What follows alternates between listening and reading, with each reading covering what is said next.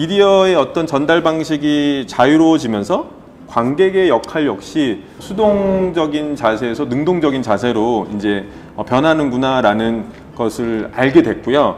사실 지금까지 말하자면 기술의 혁신 또 전달 방식의 변화 이런 변화에 대한 얘기를 굉장히 많이 하게 됐는데 이런 변화 속에서도 과연 무엇이 정말 중요한가라는 측면에서 세 번째 이야기 보따리를 풀어주실 서현경 교수님이 나와주셨습니다. 교수님 안녕하세요. 네, 안녕하세요. 네. 안녕하세요. 저는 융합 콘텐츠 스쿨에서 콘텐츠 기획 쪽을 맡고 있고요. 원래는 그 연출 쪽 일을 시작을 해서 영화 방송 쪽의 연출 일을 시작을 하다가 지금은 소설을 쓰고 있습니다. 정신 차려보니 글을 쓰고 있고요.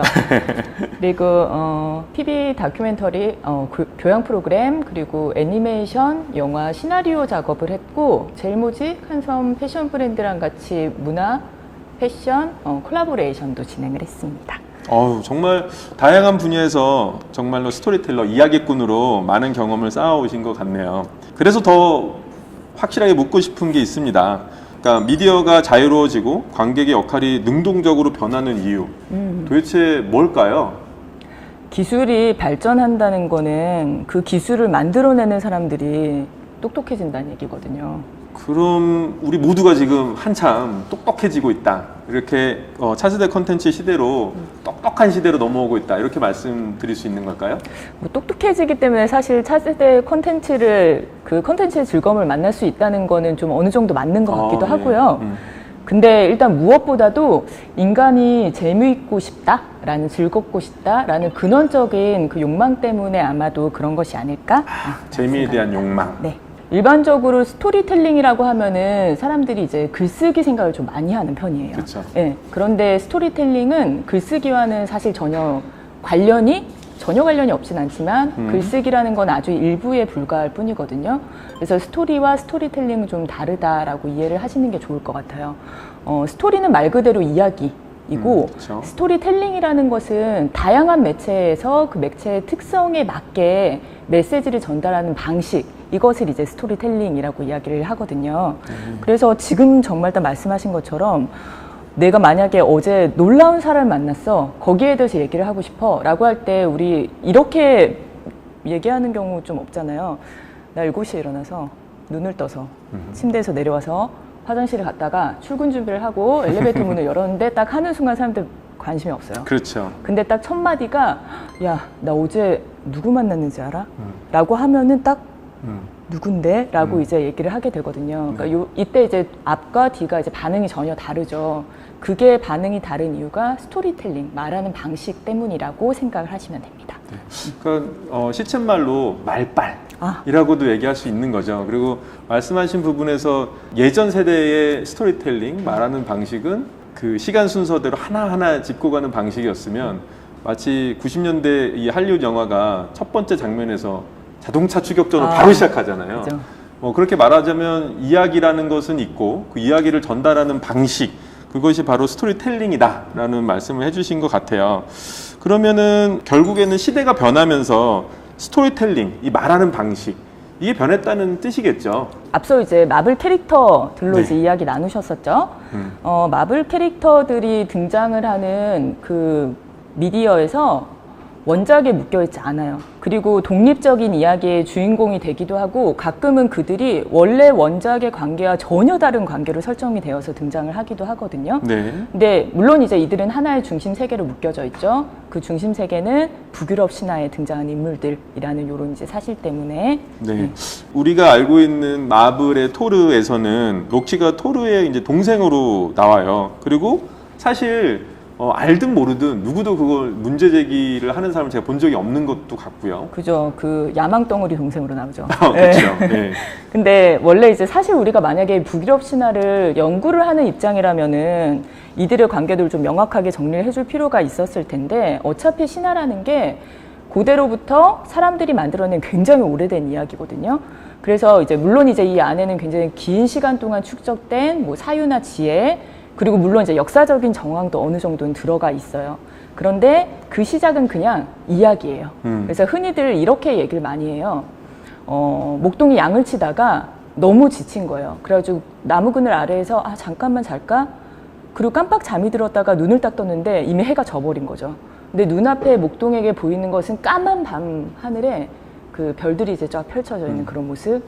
아, 모르겠다. 이왕 이렇게 늦은 거 그냥 좀 더 이제 쉬다 가자. 이러면서 이제 눈앞에 있는 별들의 서늘이 하나씩 긋다 보니 인물이 되었고 네. 그게 별자리 신화가 되었다. 뭐 이런 이제 속설들도 있거든요. 그런 이제 좀 재미를 위한 것. 네. 그렇죠. 그러니까 예전 세대가 철저한 고증 뭐 이런 키워드를 굉장히 쫓았다면 마블 세계관 혹은 뭐 요즘 세대가 쫓고 있는 거는 어떻게 보면은 새로운 것 혹은 재미 이렇게 또 말씀하실 수 있겠네요. 네, 네. 재미예요, 재미. 그렇죠. 이야기 그 재미있고 싶어서 이야기를 만들고 재미있는 이야기 우리는 나누고 싶고 이런 인간의 이제 본성이죠. 네. 그 소설가 이병주가 지리산이라는 작품에서 이런 표현을 해요.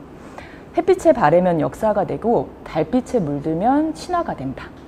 중요한 거는 로키랑 토르가 형제이냐 아니냐 이것이 아니고 뭐 어떤 이야기가 펼쳐지는데 이제 이런 게 이제 아닌가 싶습니다. 아, 이거 너무 멋진 말이고 사실 이거랑 어떻게 보면 같은 맥락이라고 할 수 있는 게 예전과 달리 아까 말씀드렸던 것처럼 고증을 뒤로 하고 철저한 고증보다는 이런 바뀌는 것들 또 바꾼 것에 대한 것들을 편하게 이렇게 받아들이게 된 어떤 이유는 뭐라고 생각하세요? 일단은 미디어 환경이 변하기 때문이에요. 콘텐츠라는 것이 이제는 더 이상 특정한 틀에 속해 있지 않게 되었거든요. 우리 굉장히 다양한 미디어에서 콘텐츠 만날 수 있어요. 뭐 내가 극장에서 로키랑 토르를 처음 봤는데 그다음 넷플릭스에서 다시 만나볼 수 있는 것처럼요. 그런데 사람들이 콘텐츠를 이용할 수 있는 방식은 이제 굉장히 많이 다양해졌는데 콘텐츠만 미디어에 충성해라고 하면 콘텐츠 입장에서 너무 억울하죠. 그리고 그 콘텐츠를 열심히 기다리고 있는 사람들 입장에서도 굉장히 답답하기도 할 거고요. 그래서 자유롭게 훌쩍훌쩍 미디어를 넘어다니면서 사람들을 만나야 되는데 이렇게 한번 움직일 때 챙겨가야 될 짐이 너무 많아. 네, 그러면 정말 엄청난 짐은 보통 일이 아니죠. 그래서 쉽게 움직일 수 있도록 차츰 이야기를 설정하는 이 방식이 좀 변화하기 시작을 해요. 그게 캐릭터 중심 스토리텔링입니다. 그럼 뭐 말씀드리자면 뭐 여행 자주 다니는 사람들이 짐을 막 이렇게 최소한으로 해놓고 움직이는 그런 모습이랑 좀 그런 모습에 비유할 수도 있겠네요. 프로 여행하는 사람들일수록 짐 막 되게 크게 많이 안 챙기거든요. 그쵸. 굉장히 비슷하다고 생각하시면 될 것 같아요. 우리가 그 세계관 설정을 할 때 굉장히 여러 가지 요소들을 고려를 해요. 인물, 그다음에 시간, 공간 배경, 네. 그리고 세계를 이루는 메커니즘, 그리고 사건 뭐 등등등. 그런데 이게 만약에 미디어가 옮겨갈 때 다른 미디어에 완전 딱 떨어지게 적용하기 굉장히 어려워요, 생각보다. 그래서 대표적으로는 애니메이션이랑 게임, 요 두 가지를 가지고 한번 생각을 해보실 수 있을 것 같아요. 그렇죠. 그 두 분야의 큰 차이점이 하나 있죠. 네. 그 말하자면 인터랙션, 그죠. 실시간 상호작용이 있냐 없냐의 차이인 것 같은데요. 네. 그 캐릭터, 뭐 사건, 배경, 내러티브 다 조금씩 어떻게 손을 보면은 그 적용을 할 수 있는데 요 인터랙션이 걸리는 거예요. 그렇죠. 근데 사실 그 내러티브도 좀 많이 이야기하는 방식은 다르죠. 그 애니메이션은 극장에서 서사에 흘러 들어온다면은 게임은 내가 플레이어가 직접 이제 움직이면서 그 서사를 이제 알아가야 하는 이런 것이기 때문에 그래서 예를 들면 뭐 이런 것과 또 비슷할 것 같아요.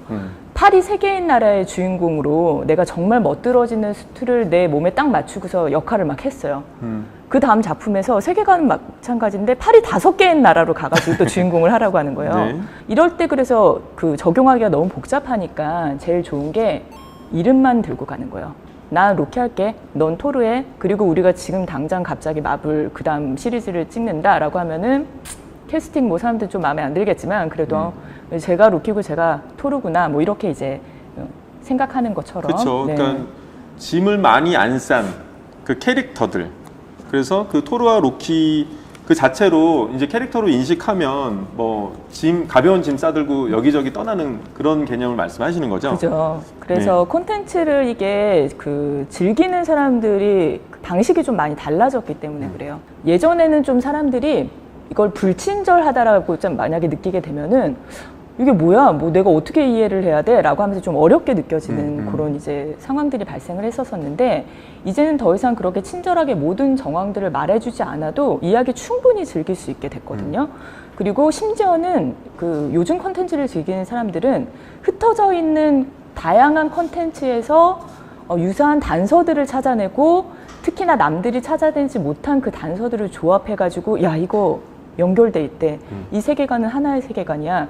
요렇게 이제 이야기하는 거 요런 거 훨씬 이제 재밌어 하기도 그쵸. 하고요. 네. 그러니까 우리가 똑똑해진 게 맞는 거죠. 똑똑해지죠. 예. 그래서 이게 이야기를 즐기는 방식의 좀 차이이기도 한데 무엇보다도 기획 단계에서도 이제 영향을 좀 많이 준 편이에요. 원세계에서 거인족 출신으로 정체를 숨기고 아스가르드에 숨어 들어간 로키, 그 다음에 엄청난 힘으로 아스가르드를 수호하는 토르, 이 둘이 이 이름만 가지고 어떤 시대 그리고 어떤 관계로 완전히 새로운 이야기의 주인공으로 등장을 한다라고 하더라도 가능해지게 된 것이죠. 그렇죠. 네, 새로운 시대에 이들이 충실해도 상관없어요. 신화와 전혀 별개의 이야기를 전개해 나가도 사람들은 어차피 이들의 원래 태생을 기억을 하고 있고 그리고 연관된 콘텐츠에서 그 궤적을 계속 추적해 나가면서 이야기의 나머지 부분들을 채우고 하나의 세계관이라고 이미 이제 인식을 하게 되었으니까요. 좀 얘기를 또 듣다 보니 제가 아무래도 애니메이션계에서 활동을 많이 하다 보니 좀 이렇게 교차되는 컨텐츠가 떠오르는데 바로 그 주먹왕 랄프, 그것도 오랜만에 영상을 살짝 보고 얘기 계속 나눠보면 어떨까 싶습니다. 좋습니다. Hey, kid! Wake up! Ralph, what is wrong with you? Start churning butter and put on your church shoes, little sister, because we're about to blast off! Ralph, what is it you're trying to say? We're going on the internet. What? Make it, do it, mix it, get on that, make it. Ladies and gentlemen, I give you the internet!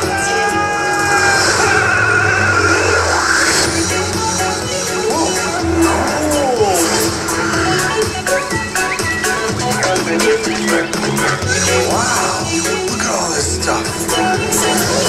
This is the most beautiful 네, miracle I've ever seen. 이 애니메이션 콘텐츠 진짜 주먹왕 랄프 내용 자체가 랄프라는 어떤 게임 캐릭터가 다른 게임으로 아예 넘나들고 도망 다니고 뭐 이렇게 그 설정했던 게 분명히 충분히 그런 의도가 좀 보이는데요. 네. 예. 여기서 랄프는 원래는 아케이드 게임의 캐릭터예요. 그런데 게임 센터가 영업을 끝내고 나면은 매일매일 퇴근하는 캐릭터로 설정이 되어 있죠. 그렇죠. 네. 그래서 그 퇴근하는 그 아케이드 게임이 애니메이션 첫 장면에도 등장하고 그 픽스 펠릭스 주니어 그 예전에 그 8비트 플랫포머 게임 네. 그걸로 시작을 하죠. 요거 한국어로는 다고쳐 펠릭스라고 이제 번역이 돼 있는데 예. 근데 요거 정말 출시된 게임은 아니었어요. 모르셨던 건 아니죠. 네. 저는 알았죠. 똑똑한 저는 알았고 근데 많은 분들이 이게 실제로 있었던 출시된 게임이었나 뭐 이렇게 헷갈려 하셨던 것 같아요. 네, 이거 진짜로 영리한 마케팅이었어요. 그래서 뭐 기획이라는 게 콘텐츠를 만드는 것뿐만 아니라 추후에 이제 그 콘텐츠를 어떻게 사람들한테 알리느냐의 측면도 사실은 생각을 해야 되는데 그런 측면에서 봤을 때 잘했죠. 네. 디즈니가 웹사이트에서 개봉 당시에 애니메이션에 등장하는 게임들을 플레이할 수 있도록 제공을 했고요. 사람들이 굉장히 적극적으로 이 게임을 막 추적했어요. 그리고 때마침 미니 버전 아케이드 게임기가 판매가 됐어요. 그러다 보니까 사람들이 진짜 이 게임 당연히 있다라고 믿을 수밖에 없었고 관객들이 적극적으로 변하면서 이 애니메이션의 설정 사실은 이제 가공된 설정이에요. 이게 실체와 같은 힘을 가지게 된 거예요. 특히 아케이드 게임 굉장히 좋아했던 사람들은 막 그 추억에 젖어가지고 이 애니메이션 막 너무 열광적으로 막 좋다 막 내 추억을 막 불러일으킨다. 가짜 게임인지도 모르고 예. 그렇게 우리가 특히나 저희 X세대 중에서 게임 좋아했던 사람들 다 거기에 흠뻑 빠져서 좀 지냈던 기억이 그죠. 있네요. 예. 이 게임기 아직도 판매하고 있어요. 아, 그래요? 네, 제가 어. 작년에 이제 수업 이제 준비한다고 막 찾아보는데 어. 아직도 게임기 판매를 하고 있더라고요. 근데 여하튼간에 이제 말씀하신 것처럼 랄프는 일련의 사건에 휘말리면서 이제 서로 다른 장르의 게임을 이제 종횡무진함을 활보하면서 다녀요. 그래서 한 작품인데 우리 지금까지 계속 얘기했었던 미디어를 넘나드는 콘텐츠, 요게 이제 작품 안에 등장을 하죠. 그래서 뭐 아케이드 게임에서 시작해서 레이싱 게임, 그다음 슈팅 게임 요렇게 이제 넘어가는데 등장하는 게임이 다르다, 장르가 다르다라고 하는 거는 결국은 2D 게임, 도트 게임, 그리고 3D 게임 등 이미 표현 방법이 다르다라는 것이거든요. 그래서 실제로 만약에 우리 하나의 게임을 다른 장르로 바꾼다라고 생각을 해보면은 뭐부터 일단은 해야 될까요? 저는 일단 그래픽부터 손을 좀 봐야 될 것 같아요. 그렇죠. 그리고 게임 플레이 그 메카닉 자체도 바꿔야 할 테고요. 그죠. 그리고 뭐 플레이어의 목적이랑 플레이 방법도 달라질 테고. 사실 원래 그 내용으로 보면 랄프는 게임에서 악당이었잖아요. 근데 사실 애니메이션에서는 전형적인 주인공이기도 네. 했고요. 그 펠릭스 같은 경우에는 원래는 게임에서는 플레이어블 캐릭터였어요. 네. 그런데 애니메이션에서는 조연급으로 등장을 해요. 왜냐면은 악당 역할을 맡은 그 랄프가 파업해가지고 할 역할이 없어진 거죠. 네. 그러니까 그렇게 어떻게 보면 전통적인 역할을 바꾸고 그런 부분들을 뒤집어서 오히려 더 재밌었던 경우 같아요. 맞아요. 근데 우리 잠깐 얘기를 나누면서도 막 생각할 것들이 막 있었던 것처럼 이게 설정이 좀 정교하면 정교할수록 손봐야 할 것은 훨씬 많아지는 거예요. 네. 그러다 보니까 캐릭터 중심 스토리텔링, 기획 단계에서 좀 간단하게, 그리고 적용할 때도 좀 단촐하게 이런 방식의 이제 스토리텔링이 앞으로 더 많이 활용될 수밖에 없지 않을까 생각합니다. 그렇죠. 예전 기획이라면 세계관을 구축하는데 어마무시한 시간을 보내고 굉장히 복잡한 설정을 거쳤는데 아무래도 그런 부분이 조금 간결해지고 캐릭터 중심이 되는 데는 방금 말씀하셨던 그런 이유들 때문이 아닌가라는 생각이 드네요. 맞아요. 근데 이제 그 캐릭터 중심 스토리텔링도 물론 이제 처음 기획을 할 때는 그 굉장히 정교해야 돼요. 그래야 이제 탄탄한 기획이 나오기 때문에. 그런데 그 이후에 이 컨텐츠가 원래 속해 있었던 미디어에서 다른 형태의 미디어로 넘어갈 때 그때 진짜 힘을 발휘하게 됩니다. 누구도 랄프와 펠릭스가 역할이 바뀐 거에 대해서 지적하지 않아요. 그리고 오히려 아케이드 게임에서 악당 역할만 했던, 사람들에게 기억되지 못했던 이 랄프의 처지를 더 많이 기억을 하고 응원을 하게 되는 거죠. 여기에 이제 사람들이 직접 자신들이 열심히 움직이면서 모은 정보들이 막 더해지면서 이야기의 뭐 실체적인 힘? 이런 것이 이제 더해지게 되는 거죠. 그런 측면에서 캐릭터 중심 스토리텔링은 관객을 그리고 독자를 자신들의 세계관을 확고하게 하는 또 다른 역할로 아주 적극적으로 끌어들이게 됩니다. 그리고 훌쩍 다른 미디어로 옮겨가도 사람들은 새로운 이야기 속의 주인공에게 다시 막 힘을 불어넣어 주게 되는 것이죠. 요약 정리해보자면 시작은 정교하게, 그 다음에 옮겨갈 때는 가볍게, 그런 것들이 어떻게 보면 시작은 정교하고 옮겨갈 땐 가볍게 라는 게 캐릭터 중심 스토리텔링의 핵심이 아닌가라는 생각이 좀 들고요.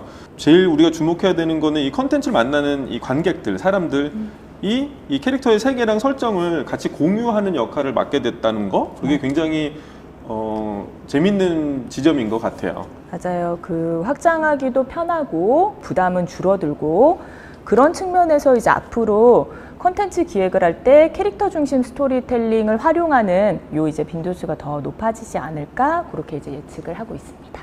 그렇죠. 아무래도 시대가 변하고 세대가 변하고 이러한 새로운 환경에 필요한 스토리텔링에 대한 것들을 우리가 좀 얘기를 나눠봤는데요. 근데 결국 인간의 삶을 담아내는 게 이야기의 본질이 아닌가라는 생각이 좀 듭니다. 말하자면 제가 되게 좋아하는 단어이자 저의 정체성인 인본주의적인 가치를 지닌 이야기.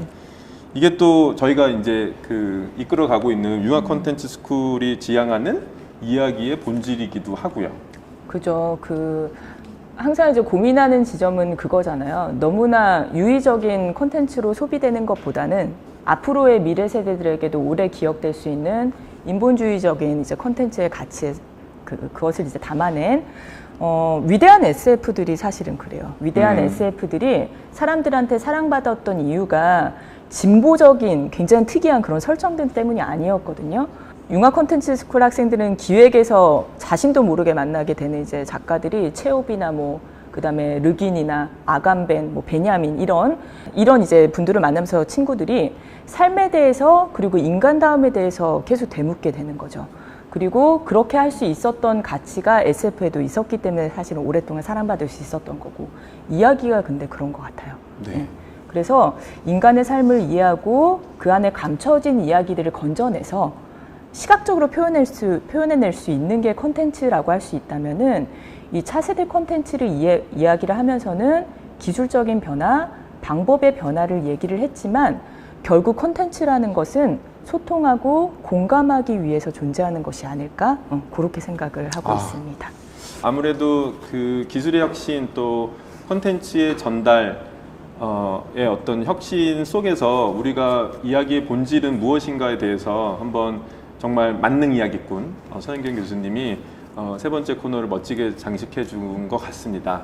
교수님 감사합니다. 네, 감사합니다. 지금까지 융합 콘텐츠 스쿨의 세 분의 교수님 모시고 차세대 콘텐츠에 관련된 많은 이야기들을 나눠봤는데요. 시대가 변하고 아까 말씀드린 것처럼 세대가 변하다 보니 대학에서 해야 할 역할도 변화가 좀 있는 것 같습니다.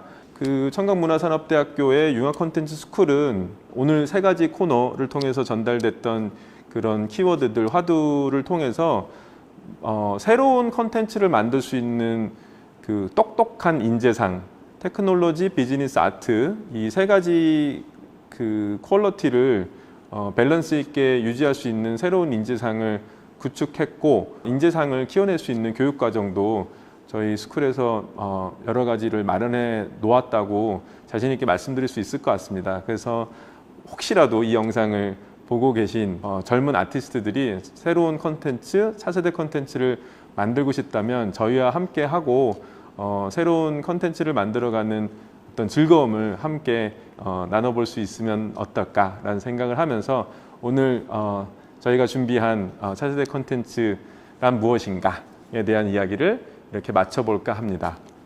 감사합니다.